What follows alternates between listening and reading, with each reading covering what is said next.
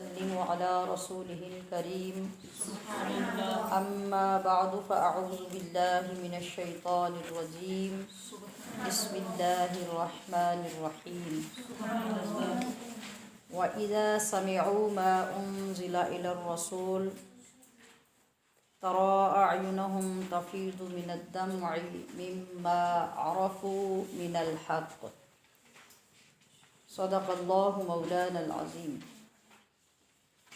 رب اشرح لي صدري ويسر لي أمري واحلل عقدة من لساني يفقهوا قولي سبحانك لا علم لنا إلا ما علمتنا إنك أنت العليم الحكيم إن الله وملائكته يصلون على النبي يا أيها الذين آمنوا صلوا عليه وسلموا تسليما الصلاة والسلام عليك يا سيدي يا رسول الله وعلى آلك وأصحابك يا حبيب الله مولاي صل وسلم دائما أبدا على حبيبك خير الخلق كلهم. ہم نغمہ قرآنی دنیا کو سنا دیں گے ہم نغمہ قرآنی دنیا کو سنا دیں گے، ہر فرد کو اس کا دیوانہ بنا دیں گے. الحمدللہ آج ہم اس سفر قرآن کی 7ویں منزل میں سیر کے لیے داخل ہو رہے ہیں. سبحان اللہ. اور اس مرحلے میں ہمارے سامنے 19 رکوع ہیں، جن میں سے پہلے 6 رکوع سورۃ المائدہ کے ہیں، جس کا آغاز گزشتہ دن پچھلے پارے میں ہوا تھا، اور اس کے بعد باقی رکوع سورۃ الانعام کے ہوں گے، سورۃ الانعام کے. اس پارے میں پہلے رکوع سے ہمارے سامنے جو مضمون آ رہا ہے وہ بڑا خوبصورت، بڑا دل نشیں اور دلوں میں رقت پیدا کرنے والا، قرآن کی عظمت کو بڑھانے والا ہے. اس کا تعلق حبشہ کے بادشاہ نجاشی کے دربار میں کی گئی تلاوت کے ساتھ ہے. جو الفاظ ابھی آپ کے سامنے میں نے پیش کیے، وَإِذَا سَمِعُوا مَا أُنزِلَ إِلَى الرَّسُولِ تَرَى أَعْيُنَهُمْ تَفِيضُ مِنَ الدَّمْعِ مِمَّا عَرَفُوا مِنَ الْحَقِّ.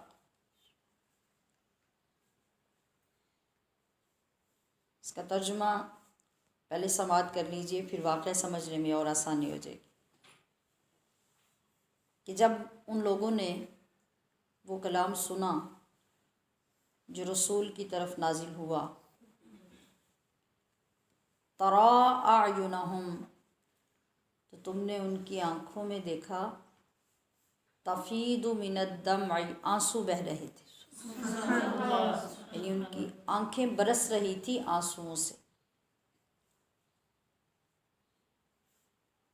کس لیے؟ مِمَّا عَرَفُوا مِنَ الْحَقِّ، اس کلام کو سن کر ان کے اوپر حق آشکارا ہو گیا. انہوں نے حق کی معرفت حاصل کر لی، حق کو پہچان لیا، تو پھر وہ اپنی آنکھوں پہ ضبط نہ رکھ سکے. یہ اس کلام کی روحانیت تھی، نورانیت تھی، اس کا تصرف تھا. جب اس کلام کی عظمت کی سمجھ آئی اور کلام والے کی عظمت کی سمجھ آئی، تو اس رقت کی وجہ سے آنکھیں آنسو سے بہنے لگیں.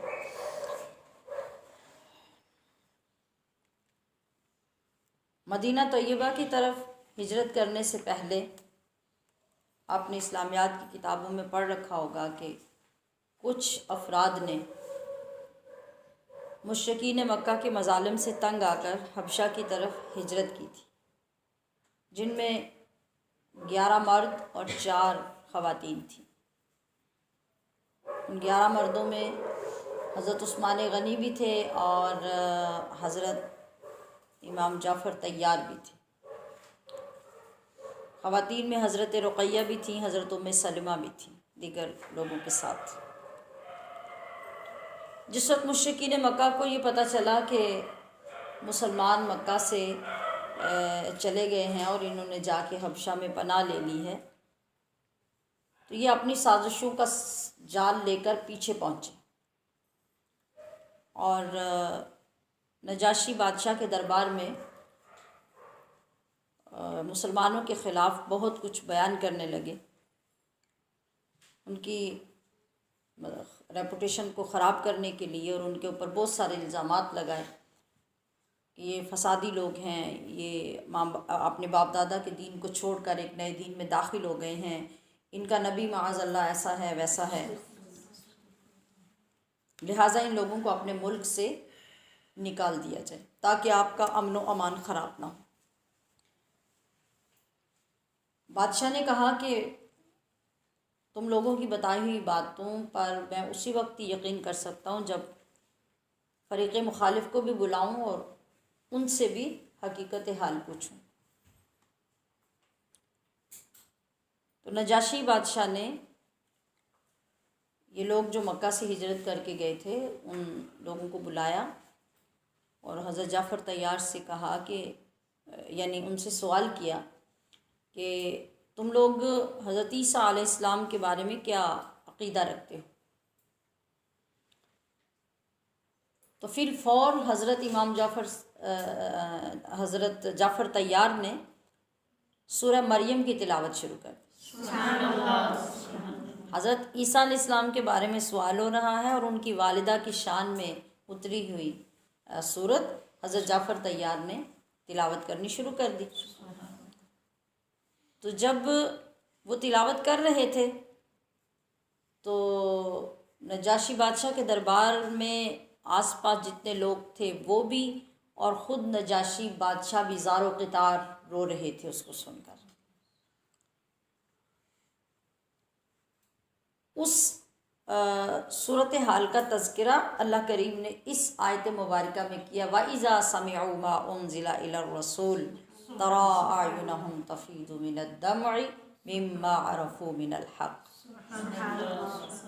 تو جب نجاشی بادشاہ نے جب آیات مقدسات کی تلاوت سنی تو اس نے اس سارے مقدس گروہ کو امان دی اور کہا کہ تمہیں کسی قسم کا کوئی خطرہ لاحق نہیں ہے، تم امن سے امان سے ہماری سلطنت میں رہو۔ اور روایات میں ہے کہ پھر نجاشی بادشاہ نے اسلام بھی قبول کر لیا تھا، لیکن چونکہ وہ بادشاہ تھا اور اس سے فی الفور وہ ظاہر نہیں کر سکتا تھا، اظہار نہیں کر سکتا تھا، البتہ یہ واقعہ پیش آیا۔ پھر اس کے بعد جو دوسرا شان نزول بیان کیا گیا اس کا یہ کہ پھر اس کے جواب میں 40 افراد کا ایک وفد حبشہ سے نبی کریم صلی اللہ علیہ وسلم کی بارگاہ میں حاضر ہوا، تو انہوں نے آ کر اللہ پاک کی اس کلام کو سننے کی خواہش ظاہر کی، تو آقا دو عالم صلی اللہ تعالی وہاں تو جعفر طیار پڑھ رہے تھے اور یہاں محمد الرسول اللہ، آپ نے تلاوت شروع فرمائی اور آپ نے سورہ یاسین شریف کی آیات اس وفد کو سنائی۔ تو پھر وہاں بھی یہی سین تھا کہ وہ سنتے جا رہے تھے اور ان کی آنکھوں سے آنسوں کی لڑیاں جاری تھیں، وہ مسلسل رو رہے تھے۔ تو پتہ چلا کہ جب انسان محبت سے اور اللہ اور اس کے رسول پہ اللہ کے کلام اور اس کے رسول پہ اترنے والے کلام کی عظمت کو سمجھنا چاہتا ہے اور سچے دل سے اس سے محبت رکھتا ہے، تو یہ کلام ایسا کلام ہے کہ وہ دلوں پہ اثر کیے بغیر رہتا نہیں ہے، اس کا اثر نظر آتا ہے، انسان کے اندر رقت پیدا ہوتی ہے اور وہ نور اترتا نظر آتا ہے جو اللہ کے پاک کلام کا نور ہے۔ تو یہ تمام چیزیں جب ہم سماعت کرتے ہیں تو پھر فوراً ہمارا اپنی طرف دھیان جاتا ہے، اور جانا بھی چاہیے، ہمیں موازنہ کرنا چاہیے، دیکھنا چاہیے کہ جس امت کے لیے قرآن کریم نازل ہوا اور صدیاں گزر گئیں، اس کے مسائل، اس کے احکام، اس کے انوار و تجلیات کو سنتے، پڑھتے، دیکھتے، تو کتنی بار ایسا ہوتا ہے کہ ہم بھی اس مقدس کتاب کی تلاوت کر رہے ہوں اور کبھی ہماری آنکھوں سے بھی آنسو جاری ہو جائیں، کبھی ہمیں بھی اپنے رب کا خیال آ جائے، اپنے رسول کی عظمتوں کا خیال آ جائے، اور اس پاک کلام کی نورانیت ہمارے اوپر بھی اثر انداز ہو۔ اللہ کرے کہ اس ماہ مقدس کی مقدس گھڑیوں کا صدقہ اور اس مقدس ذکر کا صدقہ ہمارے دل بھی نرم ہو جائیں، اور ہمیں بھی یہ پاک کلام لذت عطا کرے، اور ہمارے دلوں میں بھی رقت اور محبت کا کبھی غلبہ ہو جائے، جس سے کبھی کوئی آنسو آنکھ سے نکلے اور ہماری بخشش کا سبب بن جائے۔ تو رکوع نمبر 1 میں اسی چیز کا ذکر کیا گیا جو بھی آپ کے سامنے میں نے بیان کی۔ رکوع نمبر 2 میں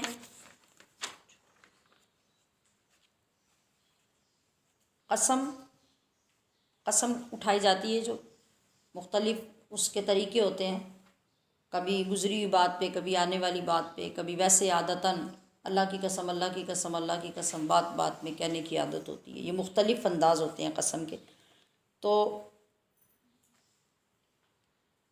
قسم کے بارے میں اور قسم کے کفارے کے بارے میں اس رکوع میں ذکر کیا گیا، اور اس کے بعد اسلام کا جو حلال اور حرام کا نظام ہے اس پہ پابند رہنے کی ترغیب ذکر کی گئی، اور اس کے بعد شراب اور جوئے کا اسلام میں کیا حکم ہے یہ ذکر اس دوسرے رکوع میں ہوا۔ قسم کے بارے میں پچھلے دنوں میں بھی گفتگو کرتے ہوئے میں نے ذکر کیا تھا، اور قسم کا ذکر آیا تھا، اور پچھلے بیانات میں سے میں نے کہا تھا کہ اس کے احکام کو نکال کر اور اس کی اقسام کو اس کا کلپ اپلوڈ کر دیا جائے، اور وہ یوٹیوب پہ اپلوڈ کر دیا گیا۔ ابھی بھی میں آپ کی توجہ دلا رہی ہوں کہ آپ اسے سنیے۔ یہ ایک شرعی مسئلہ ہے، اور ہم اس سے بیگانہ ہی رہتے ہیں اکثر۔ تو قسم جو ہوتی ہے نا، ایک تو جیسے میں نے کہا کہ جیسے بات بات پہ اللہ کی قسم کہنے کی بات ہوتی ہے، کعبے کی قسم، میری ماں کی قسم، میرے بچے کی قسم، یہ لغو قسمیں ہیں ساری، اور ان کی عادت نہیں ہونی چاہیے۔ ان سے کلام کے اندر، ماحول کے اندر ایک نحوست اور بے برکتی پیدا ہوتی ہے۔ تو ایک ہوتی ہے قسم، یعنی یا تو آپ کو واقعی کسی بات کا پتہ نہیں ہے تو آپ قسم اٹھا کر اگلے بندے کو یقین دلا رہے ہیں کہ ایسا نہیں ہوا، مطلب آپ نے جیسے کسی کے بارے میں آپ کو علم نہیں، واقعی علم نہیں، تو آپ نے قسم کھا دی کہ اللہ کی قسم مجھے اس بات کا پتہ نہیں ہے۔ اور دوسری صورت یہ ہو سکتی ہے کہ آپ کو اس کا پتہ تو ہے، مگر آپ دوسروں کے سامنے اس بات کو چھپانے کے لیے قسم اٹھا دیتے ہیں۔ آپ کہتے ہیں کہ اللہ کی قسم مجھے پتہ نہیں، حالانکہ آپ کو پتہ ہوتا ہے۔ اور ایک قسم کی قسم یہ ہوتی ہے کہ آپ آنے والے وقت کے لیے قسم اٹھا دیتے ہیں۔ آپ کہتے ہیں کہ اللہ کی قسم ہے جب تک زندہ ہوں میں اس بندے کو منہ نہیں لگاؤں گی، میں اس کے گھر نہیں جاؤں گی، میں اس کے ہاتھ کا کھانا نہیں کھاؤں گی، میں اس سے ملوں گی نہیں، یہ مر بھی گیا تو میں نے اس کا منہ نہیں دیکھنا۔ اس طرح کی فضولیات ہمارے معاشرے میں بہت ساری ہیں، اور ہم غصے میں، غضب میں ایسی بہت سی باتیں کر کے قسمیں کھا لیتے ہیں۔ یہ جو قسم ہوتی ہے نا، جو آخر پہ میں نے ذکر کی ہے، اس کو یمین منعقدہ یعنی قسم منعقدہ، یہ منعقد ہو گئی قسم۔ آپ نے جب یہ قسم اٹھا لی آنے والے وقت کے لیے، تو اب کیا ہوگا؟ مطلب آپ نے سگی بہن کے لیے یہ قسم اٹھائی تھی، یا باپ کے لیے، یا شوہر اور بیوی کی لڑائی ہو گئی تو ایک نے دوسرے کے لیے ایسی قسم کھا لی، تو اب کیا کریں گے؟ اب اگر وہ بندہ مر گیا یا وہ شدید بیمار ہو گیا تو سب سے پہلے آپ بیگ اٹھائیں گے اور اس کے پاس پہنچ جائیں گے اس کی عادت کے لیے، اور روتے دھوتے بیان کرتے ہوئے کہ وہ سارا کچھ بھول جائے گا۔ تو یہاں پہ شریعت نے ہمیں بے یار و مددگار نہیں چھوڑا کہ انسان بے وقوف ہے، غلطی کرتا ہے، جاہل ہے، ان پڑھ ہے، تو پھر اس کو اللہ پاک پھر بھی اپنی رحمت سے خرابی اور گناہ سے بچاتا ہے، دلدل سے نکالتا ہے۔ تو یہاں پہ شریعت نے ہمیں اس کے کفارے کی صورتیں بتائیں کہ اگر ایسی صورت آ جائے کہ تمہاری قسم ٹوٹ جائے یا قسم توڑنے کا موقع آ جائے تو اس کا کفارہ دینا ہوگا۔ کفارہ کیا ہے؟ یا تو 10 مسکینوں کو 2 وقت کا کھانا کھلایا جائے گا، کھانا وہ جو ایک اعتدال کا کھانا، یا پھر آپ کی اپنی حیثیت اور سٹیٹس کے مطابق کہ آپ امیر ہیں، غریب ہیں، درمیانے درجے کے ہیں، اس کے مطابق 10 مسکینوں کو 2 وقت کا کھانا، یا پھر 10 ہی لوگوں کو ان کا کپڑا پہنانا، یعنی ان کا لباس دینا، یا پھر اگر یہ نہیں کر سکتے بلکہ تیسری صورت یہ ہے کہ غلام آزاد کرنا۔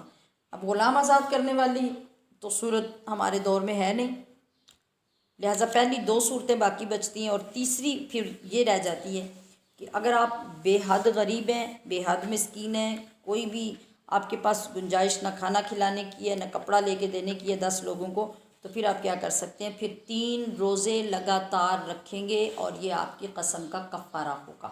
لیکن ہم نے دیکھا کہ یہاں اچھے خاصے وہ لوگ جو کھانا بھی 10 لوگوں کو کھلا سکتے ہیں یا کپڑا بھی دے سکتے ہیں، تو وہ بھی روزے رکھ کر قسم کا کفارہ ادا کرتے ہیں۔ تو یاد رکھیے کہ یہ درجہ بدرجہ ہوگا، جیسی آپ کی حیثیت ہے اس کے مطابق۔ ڈائریکٹ روزے رکھنے سے قسم کا کفارہ ادا نہیں ہوگا، یہ غریب، مسکین اور مفلس لوگوں کے لیے ہے۔ تو یہ کفارہ دیا کب جائے گا؟ یعنی ایسا نہیں ہے کہ آپ یہ کہیں کہ اب میں نے تو قسم کھائی ہوئی ہے، تو اب میرا دل ہے کہ میں، بھائی میرا بڑا بیمار ہے، بہن میری بڑی بیمار ہے، زندگی کا پتہ نہیں، میں جا کے مل آؤں، تو پہلے آپ کفارہ دیں اور پھر ملنے جائیں۔ نہیں، ایسے نہیں ہوگا، پہلے آپ کو قسم توڑنی ہوگی اور قسم توڑنے کے بعد پھر کفارہ ادا کیا جائے گا۔ مطلب جو کام آپ نے کہا تھا کہ میں یہ نہیں کروں گی، وہ کام آپ کریں گے تو قسم ٹوٹ جائے گی، جب قسم ٹوٹے گی تو پھر آپ کفارہ دیں گے۔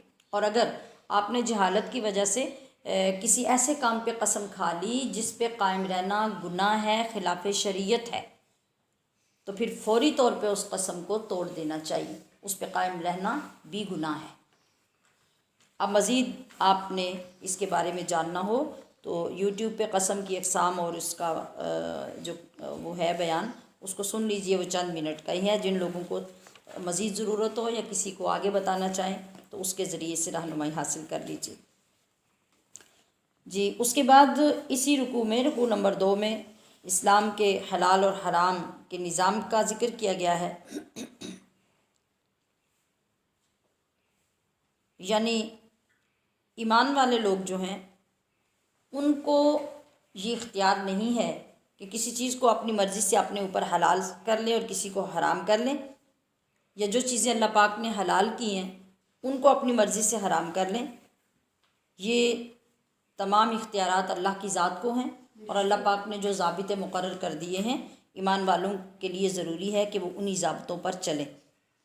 پھر شراب اور جوئے کی حرمت کا یہاں پہنچ کر حتمی فیصلہ ہو جاتا ہے۔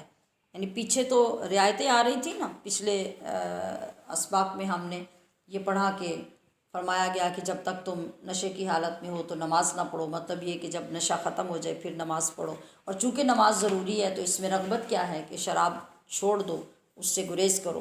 اب یہاں فیصلہ کن حکم آ گیا کہ شیطان اس کے ذریعے، کس کے؟ شراب اور جوئے کے ذریعے اسلامی معاشرے کے لوگوں میں نفرتیں پیدا کرنا چاہتا ہے، کدورتیں پیدا کرتا ہے، لڑائی جھگڑے پیدا کرتا ہے۔ لہٰذا ان دونوں چیزوں کی، یعنی شراب کی اور جوئے کی کوئی گنجائش نہیں ہے۔ اب مسلمانوں کو اس کام سے، جسے حدیث پاک میں ام الخبائث کہا گیا ہے، یعنی سب سے خبیث ترین چیز جو شراب ہے، اس کے استعمال سے باز آ جانا چاہیے۔ حدیث پاک میں آتا ہے کہ جس وقت اللہ تعالیٰ کا یہ حکم آیا فَهَلْ أَنْتُمْ مُنْتَهُونَ، کہ اتنی خرابیوں اور اتنی برائیوں کے باوجود جو اس کے اندر پائی جاتی ہیں، کیا تم اب بھی اس سے باز نہیں آؤ گے؟ تو حضرت عمر فاروق رضی اللہ تعالیٰ عنہ بے اختیار پکار اٹھے، انتہینا انتہینا، کہ ہم رک گئے، ہم باز آ گئے۔ اور یہی جذبہ ہمیشہ صحابہ اکرام اور صحابیات میں ہوتا تھا۔ پہلے بھی کئی احکام کے بارے میں یہ میں عرض کر چکی کہ ادھر حکم آتا اور ادھر ان لوگوں کے عمل کا جذبہ دیدنی ہوتا، کہ بندے کو رشک آتا کہ وہ ایک لمحہ ضائع کیے بغیر دل و جان سے اس حکم پر پورا اترتے اور عملی طور پہ یہ دکھاتے کہ ہمیں اللہ کے حکم کی کتنی پاسداری ہے۔ تو وہ ماڈل، وہ رول ماڈل اور وہ جو طریقہ ہے وہ قیامت تک کے مسلمانوں کے لیے چھوڑا صحابہ اکرام نے۔ تو آج ہماری آدھی زندگی کسی حکم کو سن کے پس و پیش میں گزر جاتی ہے کہ کریں کہ نہ کریں، کریں تو کیسے کریں، کریں گے تو کیا ہوگا، لوگ کیا کہیں گے۔ اس میں ہماری زندگی برباد ہو جاتی ہے، جبکہ ایمان والوں کا طریقہ بلکہ طرہ امتیاز یہ ہے کہ ادھر کانوں میں اللہ کے حکم کی آواز پہنچی اور ادھر ایمان والے نے سب کچھ چھوڑ دیا اور اللہ کے حکم پہ قربان کر دیا۔ رکوع نمبر 3، خانہ کعبہ کی حرمت کا ذکر کیا گیا، اور اس بات کا کہ جب کسی شخص نے احرام باندھا ہو تو وہ وہاں خانہ کعبہ میں حرم میں شکار کر سکتا ہے کہ نہیں۔ یعنی احرام کی حالت میں شکار کی ممانعت فرمائی گئی ہے، اور محرم یہ لکھنے میں محرم کی طرح لکھا ہے نا، لیکن جو احرام باندھنے والا شخص ہوتا ہے وہ کون کہلاتا ہے؟ محرم کہلاتا ہے۔ احرام پہ جو طالبات اور معلمات سن رہی ہیں تو آپ ذرا غور کریں گے تو احرام جو لفظ ہے یہ باب فعال ہے اس میں، تو اس کا جو فاعل ہوگا وہ کون ہوگا؟ احرم یحرم احراما فہو محرم، تو اس لفظ کو محرم پڑھیں گے، یعنی احرام باندھنے والا۔ جس شخص نے احرام باندھا ہوگا اس کے لیے یہ پابندی ہوگی کہ وہ حرم میں شکار نہیں کر سکتا۔ اللہ تعالیٰ کا گھر یعنی کعبۃ اللہ جو ہے اس کی مرکزیت اور اس کی بقا، اس کا ہمیشہ قائم رہنا، یہ انسانیت کی بقا کی علامت ہے۔ اس کی عزت، اس کی حرمت، اس کی عظمت کو قائم رکھنا اس لیے ضروری ہے کہ یہ بقائے انسانیت کی علامت ہے۔ اور یہاں اللہ تعالیٰ نے پاک اور ناپاک چیز کے امتیاز کی تلقین فرمائی ہے، اور یہ فرمایا ہے کہ یاد رکھو کہ اگر تمہیں ناپاک چیزیں بڑی اچھی بھی لگیں، بھلی بھی لگیں، تو پھر بھی تمہیں ان سے دور رہنا چاہیے، اس لیے کہ تمہارے رب نے اس سے نفرت کرنے کا حکم دیا، اس سے الگ ہونے کا اور اسے چھوڑنے کا حکم دیا ہے۔ تو ہمارا معیار کیا ہونا چاہیے؟ کسی چیز کی قلت یا کثرت نہیں، کسی چیز کا ہمیں ذاتی طور پہ اچھا یا برا لگنا نہیں، بلکہ اس کا معیار یہ ہے کہ ہمارے رب نے اس کے متعلق اور ہمارے نبی نے اس کے متعلق کیا فرمایا ہے۔ تو اس انداز سے سمجھایا کہ یاد رکھو کہ حلال اور حرام اور فرما بردار اور نافرمان یہ کبھی برابر نہیں ہو سکتے۔ سرخرو کون ہوگا؟ اللہ کا مقرب کون ہوگا؟ بخشا کون جائے گا؟ جو اللہ کے حلال کردہ کو حلال سمجھے گا، حرام کو حرام، اور اس کی فرما برداری میں زندگی بسر کرے گا۔ تو رکوع نمبر 4 میں بتوں کے نام پہ چھوڑے ہوئے جانوروں کا حکم بیان کیا گیا ہے، اور وصیت کرنے کا اور وصیت پہ گواہ بنانے کا ذکر آیا ہے۔ اس کا پس منظر کیا ہے کہ مشرکین عرب بتوں کے نام پہ جانور چھوڑ دیا کرتے تھے، اور پھر وہ جو جانور بتوں کے نام پہ چھوڑے ہوتے تھے نا، چھوڑنے کا مطلب ہے وہ آزاد ہوتے تھے، جس کی کھیت میں، جس کی فصل میں وہ چاہیں چلے جائیں، وہاں جا کے وہ چارہ کھاتے رہیں، اس میں منہ مارتے رہیں، جو بھی کریں، کوئی بندہ ان کو روکتا نہیں تھا، کہ تمام لوگوں کے نزدیک وہ مقدس جانور ہوتے تھے۔ ان کے اوپر کوئی بندہ سواری نہیں کرتا تھا، ان کا گوشت کھانا حرام سمجھتے تھے۔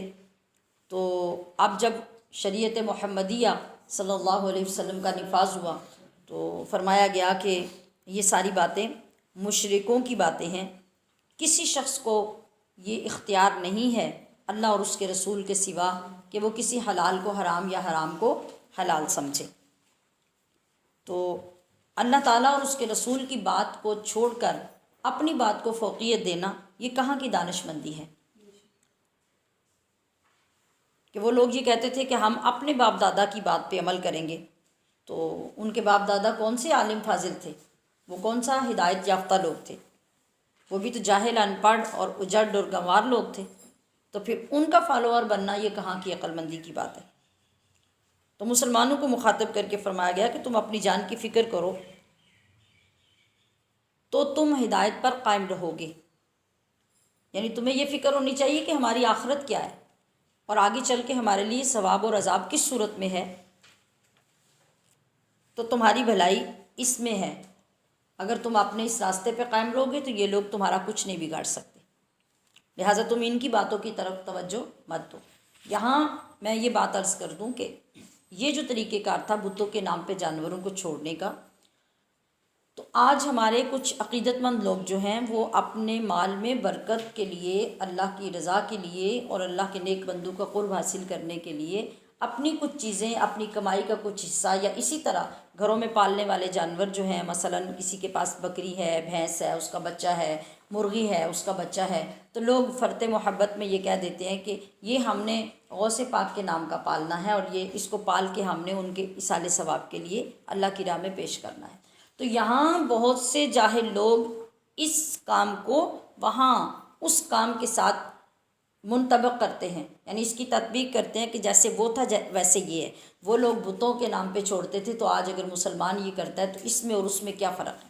تو یاد رکھیے کہ جو بت ہیں وہ تو اللہ کے شریک ہیں، مشرکین نے ان کو من دون اللہ بنایا، اللہ کے مقابلے میں ان کو بنایا اور ان کی پوجا کرنا شروع کر دی۔ تو کوئی بندہ اللہ کے کسی ولی کی پوجا تو نہیں کرتا، اور ان کے تقرب کے لیے ذاتی طور پر تو کوئی چیز پیش نہیں کرتا، بلکہ جاہل سے جاہل بندہ بھی اگر آپ کو ملے گا نا، اور اس نے کوئی ایسا جانور پال رکھا ہو، تو وہ آپ کو بتائے گا کہ یہ میں نے غوث پاک کی ذات کو ثواب پہنچانے کے لیے پالا ہے، تاکہ اللہ کا نیک بندہ میرے اس عمل سے خوش ہو اور مجھے ان کی دعا ملے اور ان کا فیض ملے۔ تو اس کام کا اس کام کے ساتھ کسی صورت میں بھی کوئی تعلق نہیں بنتا، نہ ان کی دونوں کی آپس میں کوئی مشابہت اور مناسبت ملتی ہے۔ وہ ڈائریکٹ ان کی پوجا کرتے تھے اور اس وجہ سے ان کے نام پہ چھوڑتے تھے، اور وہاں پر بھی یہ کہا گیا کہ اگر مسلمان اس جانور کو پکڑ کر اللہ کا نام لے کر بسم اللہ اللہ اکبر تکبیر پڑھ کے اس کو ذبح کر کے کھا لیتے ہیں تو وہ ان کے لیے جائز ہے۔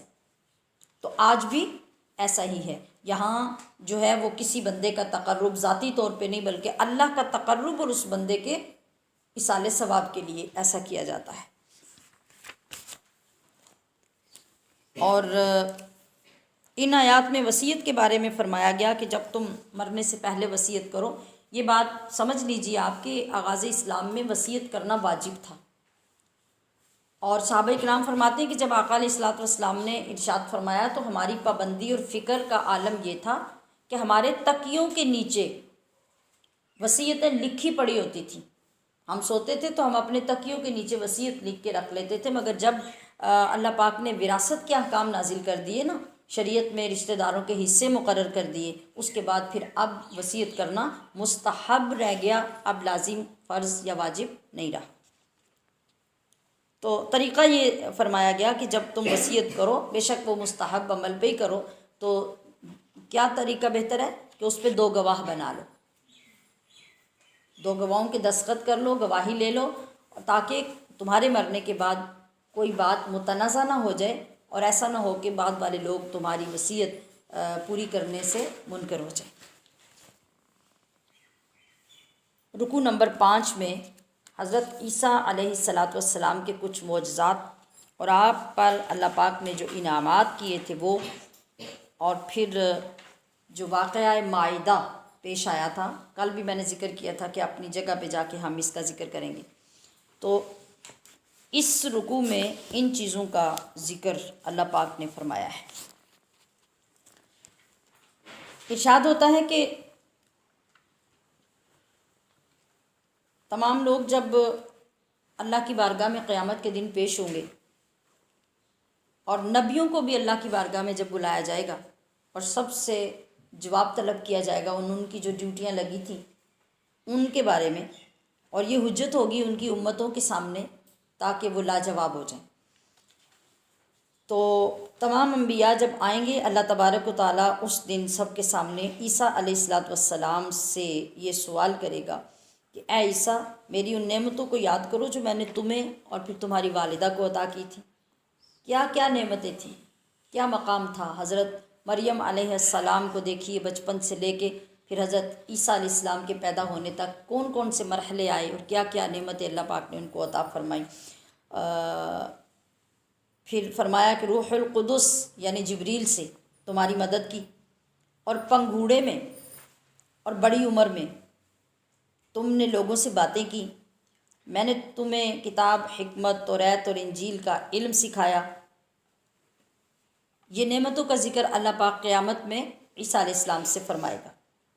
پھر عیسیٰ علیہ السلام کو جو معجزات عطا کیے، اور معجزات آپ کے کیا تھے؟ خاص معجزات یہ تھے کہ آپ نے مردوں کو زندہ کیا۔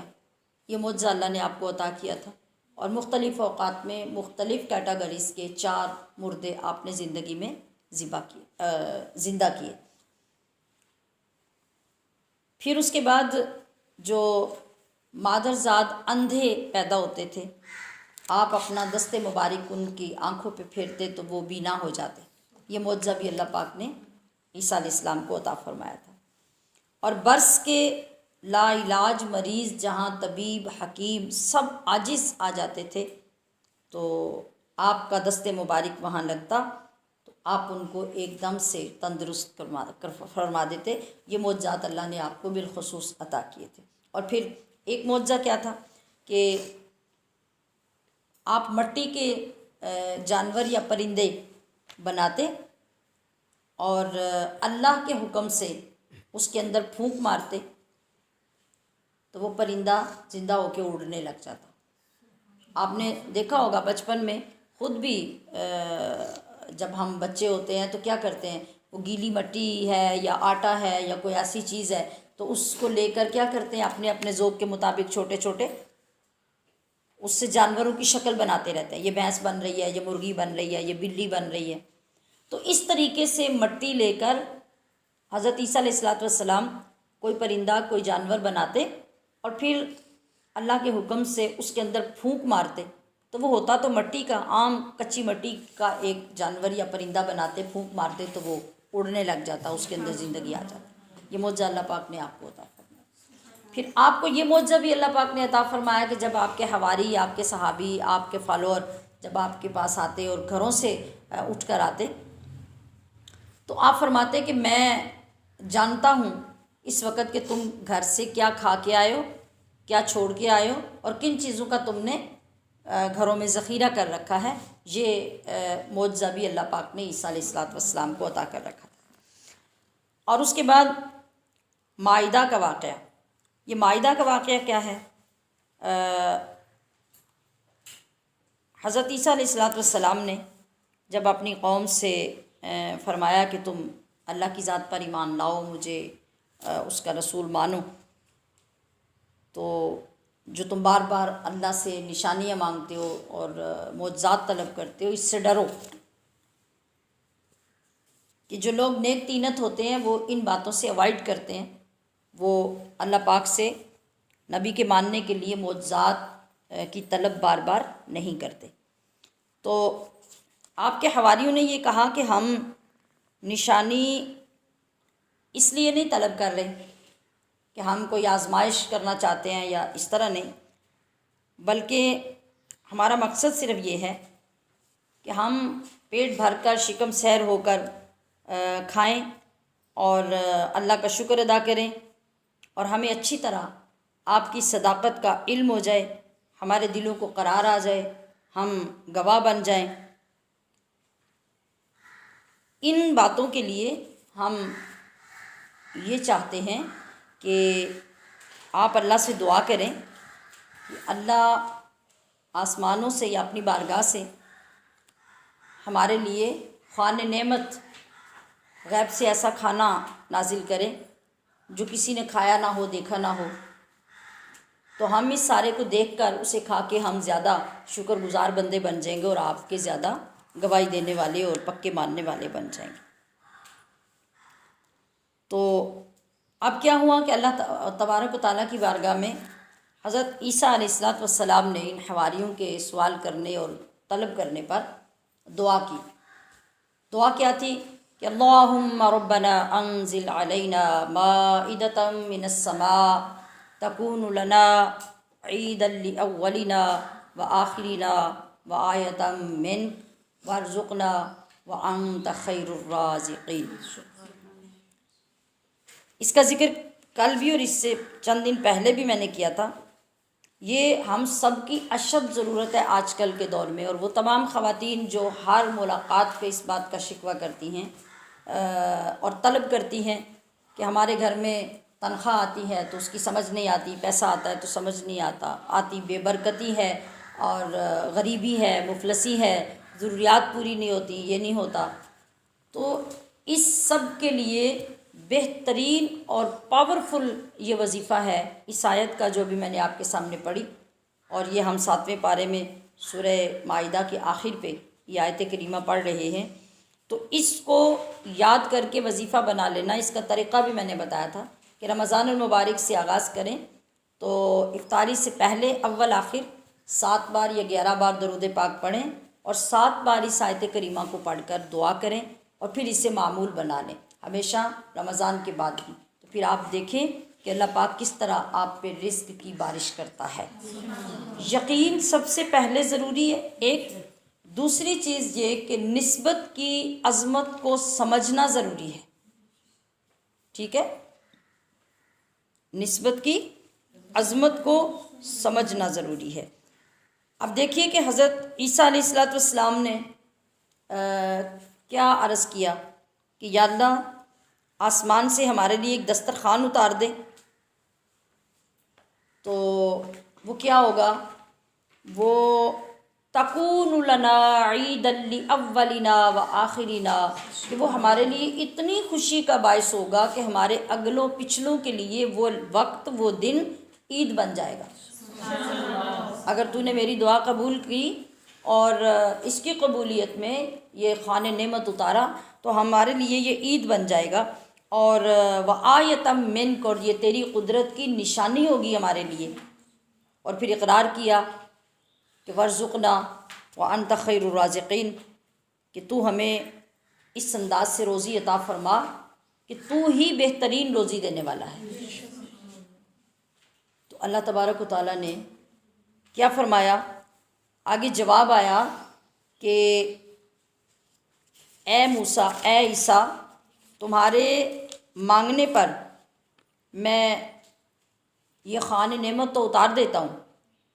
انی منزلھا علیکم، لیکن یہ یاد رکھ لینا اور اپنی امت کو بتا دینا کہ فمن یکفر بعد منکم فانی اعذبہ عذابا لا اعذبہ احدا من العالمین. اگر اس کے بعد بھی آپ کی امت نے، ان حواریوں نے ایمان قبول نہیں کیا اور آپ کو میرا رسول نہیں مانا تو پھر میں وہ عذاب ان کو دوں گا جو کائنات میں کسی کو نہیں دوں گا. کہ جب معجزہ مانگ کر بھی اگر کوئی قوم نہیں مانتی تو پھر اس کا انجام یہ ہوتا ہے. تو بہرکیف اللہ تبارک و تعالیٰ نے وہ خوان نعمت اتارا، دسترخوان اتارا، ان کے لیے وہ کھانا آیا. اور مختلف روایات میں ہے،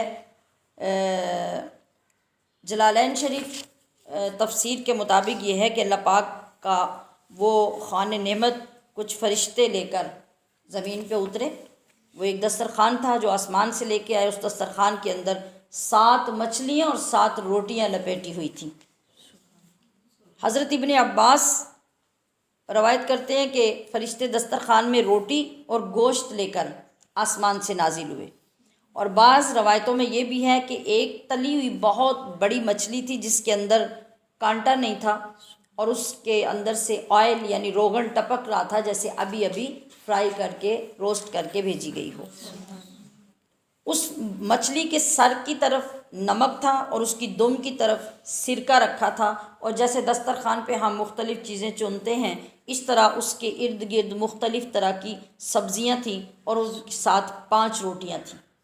ان 5 روٹیوں میں ایک روٹی کے اوپر روغن زیتون رکھا تھا، دوسری پہ شہد تھا، تیسری پہ گھی تھا، چوتھی پہ پنیر تھا اور 5ویں پہ گوشت کی کچھ بوٹیاں تھیں. ٹھیک ہے. تو حضرت عیسیٰ علیہ السلام نے اس کو وصول کر کے جو اپنے مقرب حواری تھے، شمعون، ان جو باقی تمام حواریوں کے سردار تھے، تو ان کے سپرد کیا اور فرمایا کہ اب تم شکم سیر ہو کے سب کھاؤ اور خبردار اس میں کسی قسم کی خیانت نہ کرنا. جس طرح وہ پیچھے موسیٰ علیہ السلام کی قوم پہ من و سلوہ اترا تھا تو اس طرح یہاں پر بھی پابندی لگائی گئی کہ اس کو بچا کے نہیں رکھنا اور اس کے اندر خیانت نہیں کرنی۔ اگر تم نے اس پہ پابندی کی تو تمہارے اوپر نعمتوں کا اضافہ ہوگا، ورنہ تمہارے اوپر عذاب نازل ہوگا۔ مگر پھر وہی ہوس، وہی لالچ، وہی ہرس جو بندے کے اندر ہے، ان لوگوں نے وہی کام کیا کہ اس کو ذخیرہ بنا کے رکھا، چھپا کے رکھا۔ اب ادھر یہ کیا اللہ کی نافرمانی۔ یہ چیز کئی مرتبہ میں نے گزارش کی نا آپ سے کہ کام بڑا ہے یا چھوٹا، دیکھا کیا جاتا ہے کہ جس بندے پر کوئی پابندی لگائی گئی ہے وہ فرما بردار کتنا ہے، اس کو پاسداری کتنی ہے۔ اگر انہوں نے بچا کے رکھ لیا تھا تو اللہ کے خزانے میں کیا کمی آ گئی تھی؟ کوئی آنے لگی تھی؟ پھر اللہ نے کیا دیکھا کہ میری دی ہوئی مچھلی میں سے کچھ بچا کے انہوں نے کیوں رکھ لی؟ جب ساری قوم نے کھا لی تو فرق نہ پڑا، تو تھوڑی سی رکھ لی تو کیا فرق پڑنے لگا تھا؟ نہیں، ان کی فرما برداری اور نافرمانی کو دیکھا گیا۔ تو پھر کیا ہوا؟ پھر جب رات کو انہوں نے یہ کام کیا تو صبح جب اٹھے تو ساری قوم سور اور بندر بن چکی۔ نافرمانی کا اتنا شدید عذاب ہوتا ہے۔ تو اس کے اندر یہ واقعہ ہے یہاں اس آیت کریمہ میں۔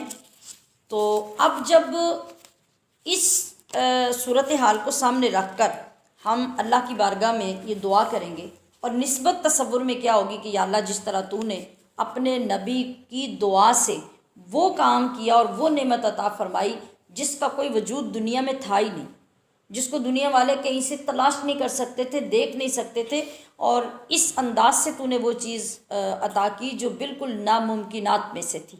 تو جس طرح وہاں تو نے ناممکن کو ایک لمحے میں ممکن کر دیا، اس طرح ہماری اس مشکل کو بھی اسی طرح آسان کر کے ہمارے لیے آسانیاں، فراخی اور تونگری کو ممکن فرما دے۔ جب اس نسبت سے آپ دعا کریں گے تو یقیناً اللہ پاک اسی طرح بے موسم پھل عطا کرے گا، جیسے حضرت زکریا کو مریم علیہ السلام کے حجرے میں وہ بے موسم پھل دیکھ کر انہوں نے بھی اس نسبت سے دعا مانگی تھی نا، تو اللہ نے اس نسبت کی وجہ سے ایسی قبولیت عطا فرمائی کہ کہاں 100 سال سے زیادہ عمر ہو رہی تھی تو اللہ نے دعا قبول کر کے بیٹا عطا کر دیا۔ تو ہم بھی جب اس نسبت کریمہ سے اللہ کی بارگاہ میں اس آیت کریمہ کو پڑھ کر دعا کریں گے تو یقیناً اللہ ہمارے رزق میں کشائش، برکت، بے برکتی کو دور اور مفلسی کو دور فرما دے گا۔ تو یقین کے ساتھ اس کو یاد کر کے اپنا مستقل وظیفہ بنا لیجئے، یقیناً اللہ کی رحمتیں نازل ہوں گی۔ جی، رکوع نمبر 6۔ قیامت میں عیسیٰ علیہ السلام سے اللہ تعالیٰ کا سوال اور عیسیٰ علیہ السلام کا جواب۔ پیچھے بھی تھوڑا ذکر ہوا نا کہ قیامت کے دن اللہ پاک وہ چیزیں دہرائے گا۔ یہاں اگلی بات ہے کہ وہ نعمتیں یاد دلانے کے بعد اللہ تعالیٰ سوال کرے گا عیسیٰ علیہ السلام سے کہ عیسائیوں نے تمہیں اور تمہاری ماں کو، تمہاری والدہ حضرت مریم کو معبود بنایا، یعنی خدا مانا، تو کیا یہ تم نے کہا تھا انہیں کہ مجھے خدا ماننا؟ یہ انداز کیا ہوتا ہے؟ یہ انداز ہوتا ہے الزام لگانے والے کو لاجواب کرنے کے لیے، کہ جس کے متعلق، جس کے اوپر بہتان یا الزام لگایا جا رہا ہے، اس کو سامنے کھڑا کر کے کہ بھئی یہ قوم تو یہ کہہ رہی ہے تو یہ تم نے کہا تھا۔ تو اب ایسے میں کیا ہوتا ہے؟ شرمندگی سے آنکھیں جھک جاتی ہیں، سر نیچے ہو جاتے ہیں کہ اب تو ہمارے پاس کوئی گنجائش ہی نہیں رہی بولنے کی۔ تو قیامت کے دن اللہ یوں کرے گا، اور پھر حضرت عیسیٰ علیہ السلام عاجزی و انکساری سے سر جھکائیں گے اور عرض کریں گے کہ سبحانک، اے اللہ تو پاک ہے، میری کیا مجال کہ میں ایسی بات کہہ سکتا، مجھے تو ایسا کوئی حق نہیں ہے، اور اگر بالفرض میں نے کوئی ایسی بات کی بھی ہوتی تو علیم بذات الصدور نہیں ہے تو تجھے پتہ نہ ہوتا کہ میں نے یہ بات کی ہے؟ تو جانتا ہے جو کچھ میرے دل میں ہے، تو میں نے تو بس تیری الوہیت کی، تیری توحید کی، تیری وحدانیت کی تبلیغ کی تھی۔ تو میرے آسمان پہ اٹھائے جانے کے بعد لوگوں نے اپنی طرف سے میرے اوپر اور میری والدہ کے اوپر یہ باتیں منسوب کرنا شروع کر دیں، تو مولا میں تیری بارگاہ میں کھڑے ہو کر سرخرو ہوتا ہوں کہ یہ تیرے بندے ہیں، تو جو چاہے ان کے ساتھ معاملہ فرما، چاہے تو انہیں معاف کر، چاہے تو انہیں عذاب دے۔ یہاں پہ علماء امت رسول صلی اللہ علیہ وسلم نے کتنا خوبصورت استنباط کیا کہ وہ عیسیٰ علیہ الصلوۃ والسلام ہیں جو بھرے محشر میں کھڑے ہو کے یہ کہیں گے، اور ادھر جب آمنہ کے لال کی باری آئے گی تو وہ اللہ کی بارگاہ میں کیا عرض کریں گے کہ یا اللہ سارے نیک سارے متقی تو اپنے حصے میں لے لے اور سارے گناہ گار میرے سپرد کر دے، میں کوئی ایک امتی بھی میرا جب تک دوزخ میں رہ جائے گا میں اس وقت تک شفاعت کی دعا ختم نہیں کروں گا۔ یہ منظر نظر آئیں گے دونوں قیامت کے دن۔ تو رکوع نمبر 7 یہاں سے سورۃ الانعام شروع ہو رہی ہے، اور انعام چوپایوں کو، مویشیوں کو، جانوروں کو کہا جاتا ہے جو مال مویشی ہوتے ہیں، اور ان مویشیوں سے متعلق بندے کے جو منافع جات ہیں، جو بینیفٹس ہیں، جو ان سے یہ فائدے حاصل کرتا ہے، یہ ساری چیزیں اس صورت کے اندر بیان کی گئی ہیں۔ آغاز اس کا اللہ تعالیٰ کی توحید، رسول اللہ کی رسالت، اس کے بنیادی مسائل اور بنیادی دلائل سے ہو رہا ہے۔ پھر اس میں مشرکین کی ہٹ دھرمی کا بھی ذکر ہوتا ہے، پھر یہاں اخلاقیات کا بھی ذکر ہوتا ہے جو اسلام نے ہمیں سکھائے ہیں، جو انداز معاشرت اسلام نے ہمیں دیا ہے اس کا ذکر ہوتا ہے، جو معاشرے کے اندر مشرکین اور کفار کی وجہ سے خرابیاں تھیں ان کا ذکر ہوتا ہے۔ غرض کے بہت ساری چیزیں، چونکہ یہ مکی صورت ہے تو مکہ میں اور مدینہ میں حالات کا زمین آسمان کا فرق تھا۔ وہاں جو صورتیں نازل ہوتی تھی وہ وہاں کے ماحول کے مطابق نازل ہوتی تھی، اور یہاں جو ہوتی تھی وہ یہ یہاں کے ماحول کے مطابق نازل ہوتی تھی۔ اور پھر یہ کہ ساری صورتیں جو نازل ہوتی ہیں ضروری نہیں ہوتا تھا کہ ایک ہی وقت میں کوئی صورت ساری نازل ہو جائے، وقتاً فوقتاً ضرورت کے مطابق ان کی آیات نازل ہوتی، اور جب سارا قرآن نازل ہو گیا تو جمع تو تب کروایا گیا، ترتیب تو تب دلائی گئی۔ تو یہ صورت ایسی ہے جو آغاز ہی سے ڈائریکٹ پوری کی پوری صورت نازل ہوئی، جو صورت ابھی ہم پڑھنے جا رہے ہیں۔ اور پھر اس صورت کی فضیلت میں بھی نبی کریم صلی اللہ علیہ وسلم نے ارشاد فرمایا کہ چونکہ اس کے اندر مضمون کا، اس میں توحید کا بڑا شاندار اور طویل مضمون ذکر کیا گیا ہے، اور اس کے بڑے اصول اور دلائل بیان کیے گئے ہیں، اور رسالت اور آخرت کے موضوع پہ بڑی ڈیٹیل سے اس میں گفتگو کی گئی ہے، یعنی بہت ساری مختلف اہمیتیں اور امپورٹنس اس کے اندر ہیں۔ لہٰذا جب یہ صورت نازل ہوئی، ایک تو یہ کہ یکدم اتنی بڑی صورت کا نزول ہوا، دوسرا یہ کہ اس کے اندر بہت اہم موضوع تھے، تو اللہ تبارک و تعالیٰ کی تسبیح و تحلیل اور تحمید کرتے ہوئے ایک بڑا جلوس تھا فرشتوں کا جو اس صورت کے ساتھ نازل ہوا۔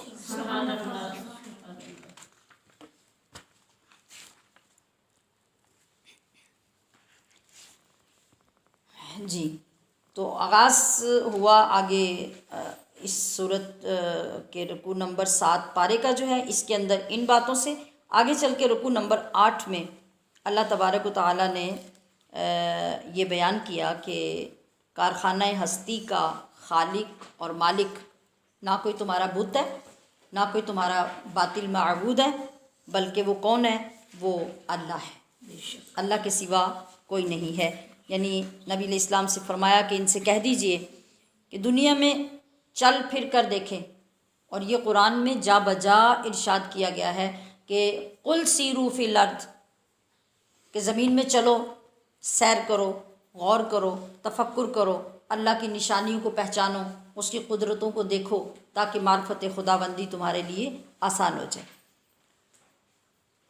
اور یہ ایسا ہی ہے جب ہم مختلف علاقوں میں، مختلف ملکوں میں یا مختلف سرزمین پہ جاتے ہیں تو ہمیں ہر جگہ پہ نئی نئی چیزیں دیکھنے کو ملتی ہیں، نئی نئی تخلیقات دیکھنے کو ملتی ہیں، نئے نئے سینز دیکھنے کو ملتے ہیں، تو یقیناً تھوڑا سا خیال بھی بندے کا اللہ کی طرف ہو تو وہ پکار اٹھتا ہے کہ اللہ ہی پاک ہے اور یہ اسی کو زیبا ہے۔ جی، تو فرمایا گیا کہ دیکھو اور غور کرو کہ کون ہے جس نے یہ تمام کارخانہ ہستی پیدا کیا ہے، کون ہے جس کی رحمت کائنات میں پھیلی ہوئی ہے، کون ہے جو سب کو رزق دیتا ہے مگر خود وہ کسی کا محتاج نہیں ہے؟ رات کا اندھیرا کون لاتا ہے؟ دن کا اجالا کس کی طرف سے آتا ہے؟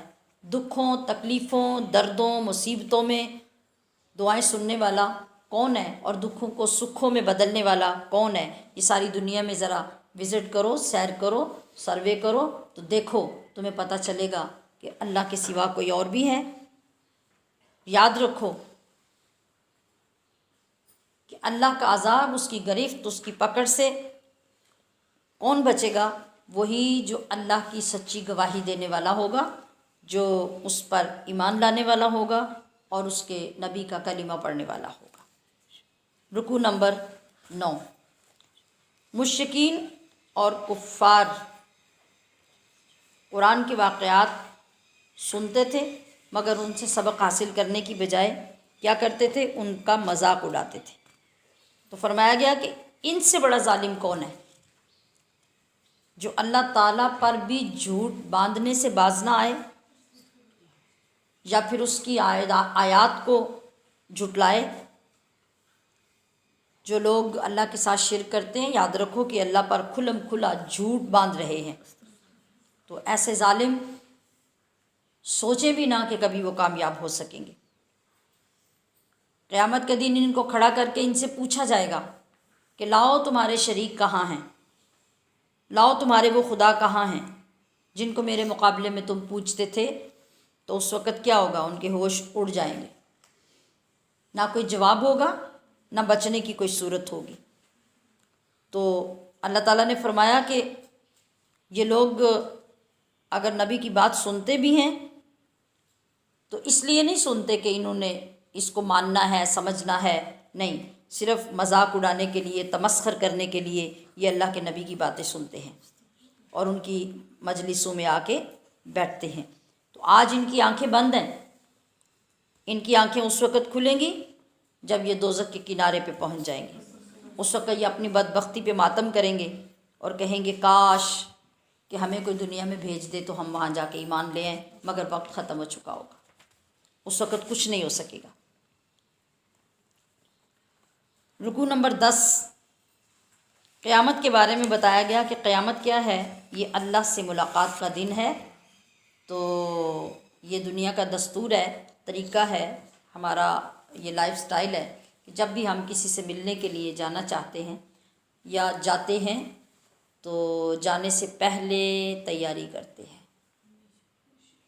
اور جس سے ملنے ہم نے جانا ہے اس کی جتنی قدر و منزلت یا اس کے ساتھ جیسا ریلیشن، جیسا تعلق ہے، اس کے مطابق ہمارا تیاری کا اہتمام ہوتا ہے۔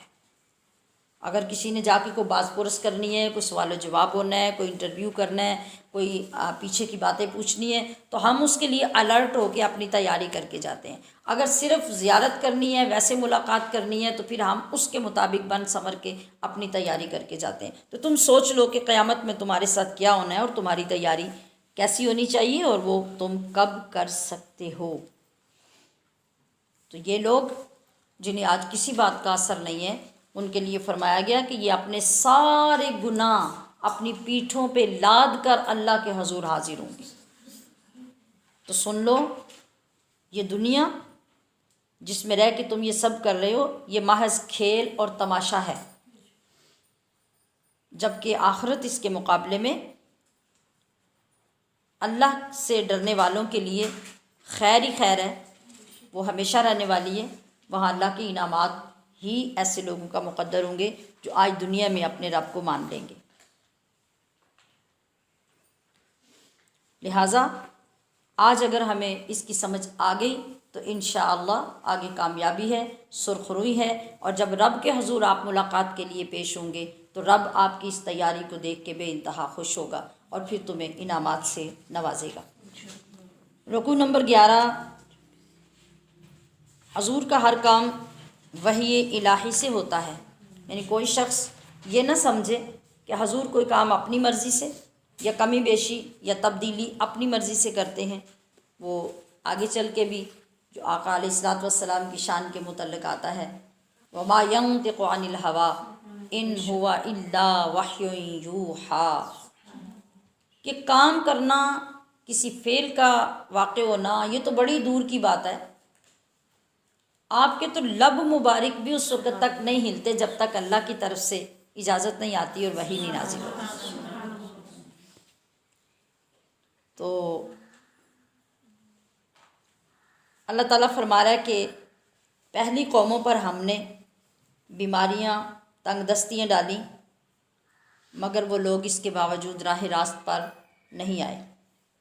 پھر ہم نے ان کو آسائشیں دیں، آرام اور راحت پہنچائے، اس پر بھی وہ اپنے برے کاموں سے اور اپنی شرارتوں سے باز نہیں آئے، بلکہ ان کی سرکشی بڑھتی گئی، گمراہی میں اضافہ ہوتا گیا۔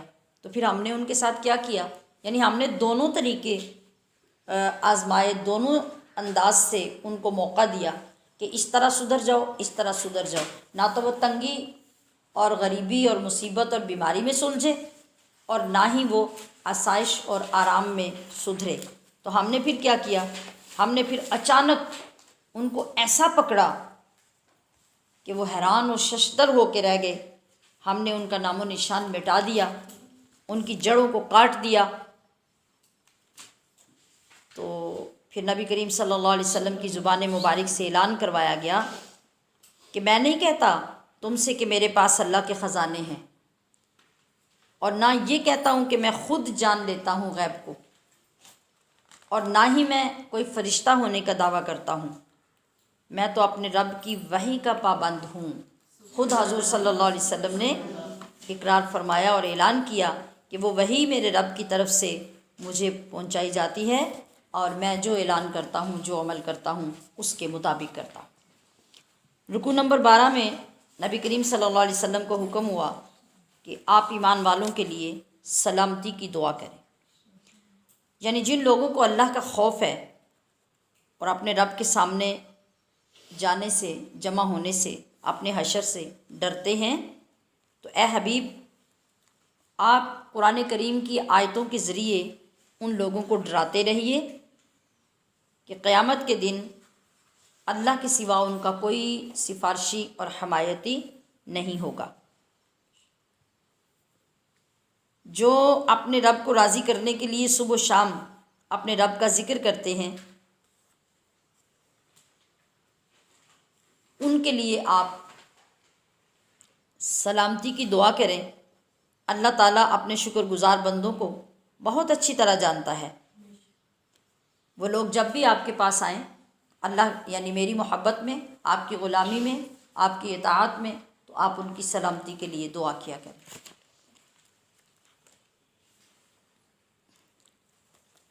اور آگے چلتے ہیں تو رکوع نمبر 13 میں بیان ہوتا ہے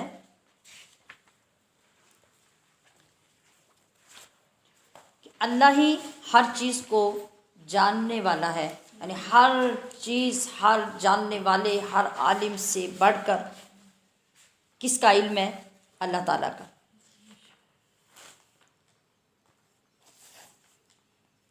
تو آپ اعلان فرما دیجئے کہ مجھے تو اس بات سے منع کیا گیا ہے جنہیں تم خدا بنائے بیٹھے ہو میں ان کی عبادت کروں، یعنی تمہارے بتوں کی میں عبادت نہیں کر سکتا، نہ میں تمہاری خواہشات کی پیروی کر سکتا ہوں۔ میں اپنے رب کی طرف سے روشن دلیل پر قائم ہوں۔ تم مجھے کہتے ہو کہ جب ہم تیری بات نہیں مانتے تو تو ہم پر عذاب کیوں نہیں لے آتا؟ تو سن لو، عذاب اللہ کے اختیار میں ہے، اور اللہ ہی ہر چیز کو جانتا ہے اور سب سے زیادہ جانتا ہے۔ غیب کے خزانوں کی کنجیاں اسی کے پاس ہیں، وہ جس کو چاہے عطا کرے اور جس کو چاہے جب عذاب دے اور جس کو چاہے بخش دے اور عذاب اس سے دور کر دے، یہ سب اس کے ہاتھ میں اور اس کے علم میں ہے۔ رکوع نمبر 14 میں یہ فرمایا گیا کہ جو لوگ دین کا مذاق اڑاتے ہیں ان سے تعلق نہ رکھو، یعنی اپنے بندوں پر رب کا پورا اختیار ہے، وہی فرشتوں سے جان نکلوا کر سب کو اپنے سامنے پیش کرے گا اور بہت جلد وہ حساب لے گا، وہ کسی کا محتاج نہیں ہے۔ تو اے حبیب یہ لوگ کھلم کھلا جب حق کا انکار کر رہے ہیں اور یہ یہودی بیہودہ باتوں سے باز نہیں آتے اور یہ سدھرنے کی طرف نہیں آتے تو پھر آپ ان سے الگ رہیے۔ آپ پر ان کی کوئی ذمہ داری نہیں ہے۔ جن لوگوں نے اپنے دین کو کھیل اور تماشا بنا رکھا ہے اور دنیا کی زندگی کے چکر میں پڑے ہیں، آپ انہیں چھوڑ دیجئے اور ان کو صرف یہ بتا دیجئے کہ ایک نہ ایک دن اپنے برے کاموں کے نتائج تم دیکھ لو گے۔ یہ سارے سین آج بھی ہیں اور اس روشنی میں یہ تمام احکام آج ہمارے لیے بھی ہیں۔ ہمارا کام کیا ہے؟ اپنی پوری کوشش، پوری ہمدردی، پورے اخلاص کے ساتھ لوگوں کو دین کی طرف بلانا، اللہ کے احکام سنانا، آخرت کی فکر دلانا۔ مگر اگر کوئی بندہ ماننے کی بجائے دین کی توہین کرنے لگ جائے، مذاق اڑانے لگ جائے، علماء کا مذاق کرنے لگ جائے، اللہ اور اس کے رسول کے احکامات میں گستاخی کرنے لگ جائے تو پھر اس کو اس کے حال پہ چھوڑ دیجیے۔ رکوع نمبر 15۔ حضرت ابراہیم نے بت پرستوں کو چاند، سورج، ستاروں کے ذریعے اللہ کے رب ہونے کی لاجواب دلیل دی۔ بڑا خوبصورت یہ مضمون، بڑی خوبصورت یہ بات کہ آپ کے دور کے جو لوگ ہیں وہ ستاروں کی پوجا کرتے تھے۔ فرعون جو نمرود آپ کے دور کا تھا، اس کا نام نمرود بن کنعان تھا، تو جس طرح موسیٰ علیہ السلام کا دور تھا، آپ کی پیدائش کے وقت میں فرعون نے خواب دیکھا تھا اور پھر اس کے لیے ماؤں کے حمل گرائے اور بچوں کو قتل کروایا، کیا کیا ہوا۔ کچھ ایسا ہی سین یہاں بھی تھا، مگر یہاں حضرت ابراہیم علیہ السلام جب پیدا ہو گئے تو آپ کی والدہ آبادی سے باہر ایک غار میں جا کے آپ کو چھوڑیں۔ وہ وقت پہ جاتی، دودھ پلاتی، کچھ کھلاتی پلاتی، واپس آ جاتی اور آپ اسی غار میں پرورش پاتے رہے۔ 7 یا 17 سال کی عمر جب آپ کی ہو گئی تو پھر آپ ایک رات میں باہر نکلے غار سے اور کھڑے ہو کر آسمان کی طرف دیکھا، ستارے چمک رہے تھے اور آپ کو معلوم تھا کہ اس قوم کا جو عقیدہ ہے وہ یہ ہے کہ ستارے ان کا معبود ہیں۔ تو قرآن فرماتا ہے کہ جب آپ باہر نکلے، فَلَمَّا جَنَّ عَلَيْهِ اللَّيْلُ رَأَىٰ كَوْكَبًا، جب رات گہری چھا گئی تو ابراہیم نے اس اندھیرے میں ایک تارے کو دیکھا۔ قَالَ هَٰذَا رَبِّي، اس کو دیکھا تو سوال کیا کہ یہ میرا رب ہے، اور قوم سے سوال کیا کہ یہ میرا رب ہے، یعنی اس کو میرا رب بناتے ہو۔ اپنے آپ سے سوال کیا کہ کیا یہ میرا رب ہو سکتا ہے؟ آپ اس پہ غور کرتے رہے، تفکر کرتے رہے۔ فلما افلا قال لا احب الافلین، جب وہ ڈوب گیا تو کہا کہ میں تو ڈوبنے والوں کو پسند نہیں کرتا۔ پھر دوسرے وقت میں فلما رأى القمر، پھر چاند کو دیکھا، بازغاً، چمکتا ہوا، قال ھذا ربی، اس کو میرا رب بناتے ہو، یہ میرا رب ہے۔ فلما افلا، پھر جب وہ بھی ڈوب گیا تو قال لئن لم یہدنی ربی لأکونن من القوم الضالین، کہ اگر میرا رب مجھے ہدایت نہ دیتا تو میں بھی گمراہ قوم کی طرح ہو جاتا۔ سٹیپ وائز دیکھا، ستارے کے بعد چاند کو، اب چاند کے بعد دن کی روشنی میں سورج کو دیکھا۔ فلما رأى الشمس بازغة قال ھذا ربی، پھر جب سورج کو دیکھا چمکتے دمکتے روشن تو کہا کہ یہ میرا رب ہے۔ ھذا اکبر، یہ تو پہلے دونوں سے بہت بڑا ہے، تو پھر یہ میرا رب ہو سکتا ہے۔ فلما افلت، پھر جب وہ بھی ڈوب گیا تو قال یا قوم انی بریء مما تشرکون، کہ میں بیزار ہوں ان ساری چیزوں سے جن کو تم شریک ٹھہراتے ہو۔ اور سنو، انی وجہت وجہی للذی فطر السماوات والارض حنیفا وما انا من المشرکین،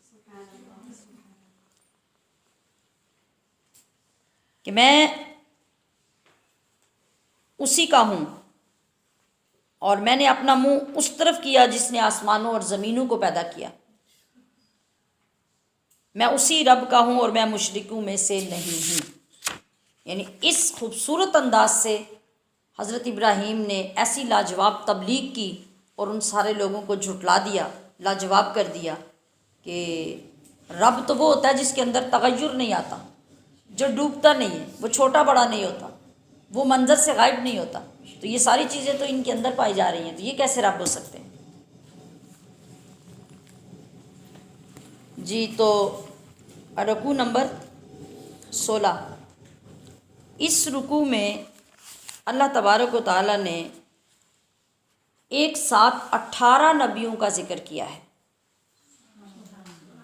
اور پھر ان سارے لوگوں کا ذکر کر کے یہ تلقین کیا، لوگوں کو بتایا ہے کہ یہ سب وہ ہیں جو میری راہ پہ چلنے والے، میری نبوتیں اور رسالتیں لے کر آنے والے، ان کے امین بننے والے ہیں. تو لوگوں، اگر تمہارے لیے کوئی سیدھی راہ ہے تو وہ میرے ان نبیوں کی راہ ہے. اس سے ہٹ کر چلو گے تو نہ تم توحید کے حامل بن سکتے ہو، نہ صراط مستقیم پہ چلنے والے بن سکتے ہو. اور حصول برکت کے لیے جن نبیوں کے نام آئے ان کا ذکر کر لیتے ہیں کہ وہ نبی جو اس رکوع میں ذکر کیے گئے: حضرت ابراہیم، حضرت اسحاق، حضرت یعقوب، حضرت نوح، حضرت داود، حضرت سلیمان، حضرت ایوب، حضرت یوسف، حضرت موسیٰ، حضرت ہارون، حضرت زکریا، حضرت یحییٰ، حضرت عیسیٰ، حضرت الیاس، حضرت اسماعیل، حضرت یسع، حضرت یونس اور حضرت لوط علیہم السلام. ان سب کا ذکر اللہ پاک نے اکٹھے اس رکوع میں کیا ہے.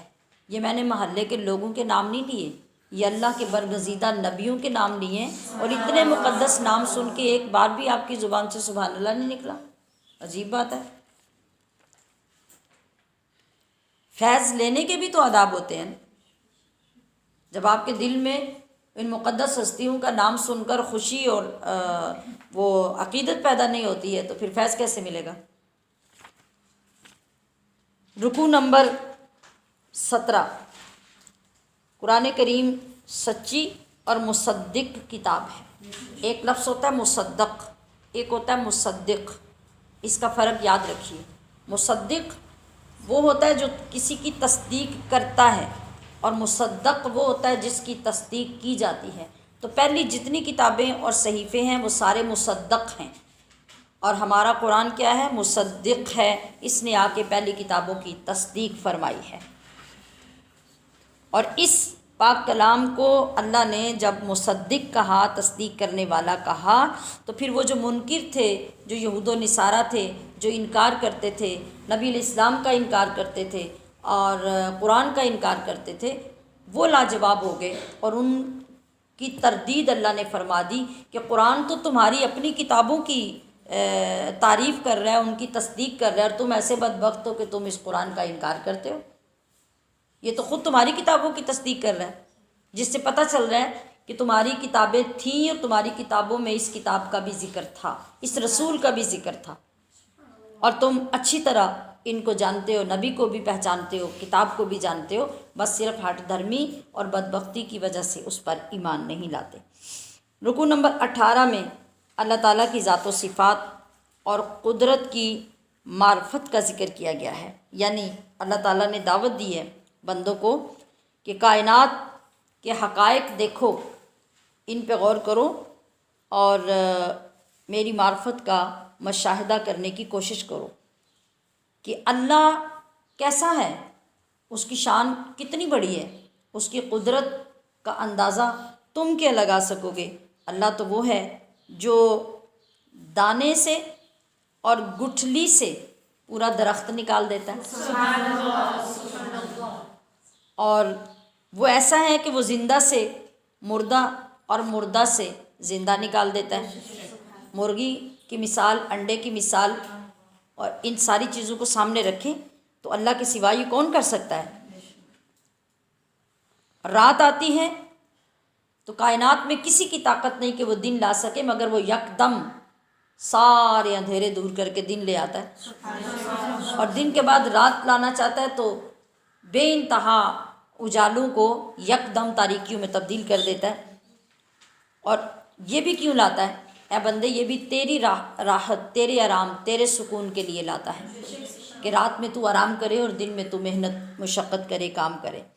سورج چاند بنا کر پھر وہ ایسی روٹین سے، ایسے ڈسپلن سے اور ایسی پابندی سے چلاتا ہے کہ کائنات ساری مل کر بھی اس کو سمجھنا چاہے تو سمجھ نہیں سکتی۔ خشکی اور تری میں راستے متعین کرنے کے لیے اس نے آسمان کے اوپر ستارے پیدا کیے ہیں کہ جو ان علوم کو جانتے ہیں وہ ان سے راستوں کی پہچان حاصل کرتے ہیں۔ تو یہ رب ہے، اس کی ذات کو پہچانو، اس کی صفات کو پہچانو اور اس کے افعال کی معرفت کے لیے غور و فکر کرو، کوشش کرو، علوم حاصل کرو، اللہ والوں کے قریب ہو جاؤ۔ رکوع نمبر 19 میں یہ کہا گیا کہ اللہ اولاد اور بیوی سے پاک ہے، وہ یکتا ہے، وہ دوسروں کی خواہشات کا پابند نہیں ہے۔ یعنی کوئی بندہ آج ایک قوم اٹھے، ایک گروہ اٹھے، ایک فرقہ اٹھے کہ ہمارے لیے اللہ یہ کر دے، یہ کر دے، یہ دکھا دے، ہم تب مانیں گے، یہ کر دے تو تب مانیں گے، تو اللہ اس کا پابند نہیں ہے۔ اللہ کا کام ہے ایک دلیل بھیجنا، کتاب بھیجنا، نبی بھیجنا، شریعت بھیجنا، اور اس کے لیے جو چیزیں تمہارے لیے ضروری ہیں ان کو ظاہر کر دینا۔ اب آگے تمہاری خوش بختی یا بدبختی ہے، تم اس کو مانو یا نہ مانو۔ اور اللہ کی ذات پر تم یہ الزام لگاتے ہو، بہتان لگاتے ہو کہ اللہ کی اولاد ہے، یعنی عیسیٰ علیہ السلام کو اللہ کا بیٹا بناتے ہو، تو اولاد کہاں سے آئے گی؟ اولاد تو تب آئے گی جب کسی کی بیوی ہوگی، اور اللہ بیوی رکھنے سے پاک، اس کی حاجت سے پاک اور ان تمام تقاضوں سے پاک ہے جو کسی بیوی کے لیے، شوہر کے لیے یا اولاد کے لیے ہوتے ہیں۔ لہٰذا ایسی بے سر و پا باتیں سوائے تمہاری بدبختی کے اور کچھ ظاہر نہیں کرتی۔ اللہ پاک ہماری سمجھ میں اضافہ فرمائے اور ہمیں انشراح صدر عطا فرمائے۔ وما توفیقی الا باللہ۔